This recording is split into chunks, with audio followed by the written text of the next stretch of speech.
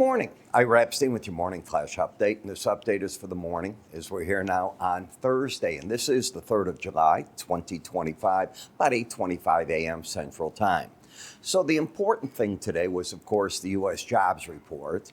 And that's the first thing out of the box. We have a U.S. monthly non-farm payroll recap, 147,000 jobs. So 37,000 more than the market thought. And to even add fuel to the fire, May was revised and you picked up more jobs. So the 2-month actually picked up about, I think it was 16,000.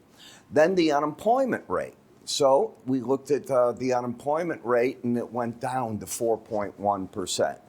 Let me put it to you this way. There is no need for the Fed to make a move in July. Simple. People are arguing already, where did the jobs come from? And it's mostly federal, state, local governments. We saw that was the big increase. Why? Don't know. Could be summertime. Could be a lot of things that are going on.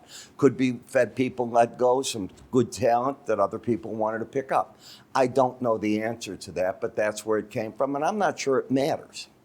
Then we look at the jobless claims. They went down 4,000. So as I look at it, again, if you want a job, you're getting it. So the JOLTS report was correct. That's the thing to remember. And the outlier was the ADP report, and Challenger Gray was correct. They weren't seeing the planned job cuts. Market is in good shape. And you're still continuing claims. It's over 1.9 million, and it's been that way, I think, 7 weeks running. Then we take a look at the trade balance, up pretty big. They expected up 71. It went to 71.5, and that's from a revised April number of 60.26. We're going to get Richmond Fed Barkin. I think he's speaking today. We're going to get some other information coming out in the National Association of Realtors and Natural Gas report. The other event to remember is you have an early close today in U.S. stock markets. They're going to be done at noon, so you're going to get other things. Futures will die off. There's many things you've got to be looking at. The one thing that isn't going to die off, and I want to remind you, is my 4th of July sale. Any 1-year subscription, 40% off. Give you an idea, if you're a futures trader, that equates to you getting roughly 25 videos, each 15 minutes long, specific trade recommendations. Where do they come in for all this? Roughly $8 a month. It's full of buy here, sell there, here's the stop, here's the objective. We follow the trade from beginning to end. Some of them are longer term, shorter term, especially when you go to the Spider ETF videos. You can get the combo package, which I highly recommend because so many of the ETFs are based on the futures and you can play that. And my courses, down dramatically in price. You're not going to get them cheaper, so I can tell you that.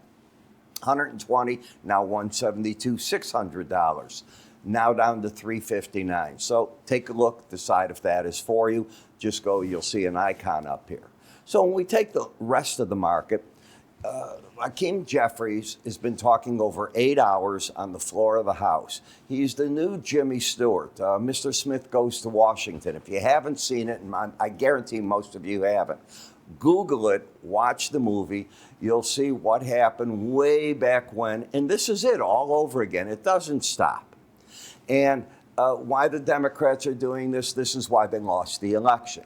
They don't get it. They simply don't get it. It's like they fight everything, and that's what you remember about it. They fight everything, and that isn't what you necessarily want. It's what you get done for the economy, not what you fight all the time, and that's what's happening right here, and I think he's a symbol of that with all of his grandstanding. So gold down a little on the news. Silver market staying strong. Copper went up for, I think it's a new high on the move at the 520, hanging in there. Keep your eye on the U.S. dollar. I'm not convinced this is all that bullish for it because we're going to see the passage of a bill that's full of inflation. And if the president isn't right, that growth can overcome the spending that he's doing, we have a big problem coming at us in about a year or so. On the energies, remember, OPEC meets on Sunday, so you want to keep your eye on that. Bonds and notes, I think the worst got into the market, and it's sort of recovering from there, going, okay, this is what we have to deal with. And in the grain market, you're pushing the 440 level in corn. It looks to me now like the corn's not going to be able to push through the $4 mark in the December. No beans have come back, and they've gotten through a bunch of key moving averages, and I think that's important to be looking at. And a little bit today of short covering the meal oil spread going on in the market. So with that, I'm Ira Epstein. I hope you join me and join the different sale that we have here. And then you can join me in the morning when we're doing our morning videos. Now, I am talking of doing more webinars coming up. I may make them only available to my subscribers. So you'd want to join in order to take advantage of this, be able to ask questions, interact with us. I think it's important. I'm Ira Epstein. You have yourself a great holiday if I don't see you again. I will not be putting out these updates in the morning. The stock markets will be closed, abbreviated trade. I'll take the holiday for myself as well.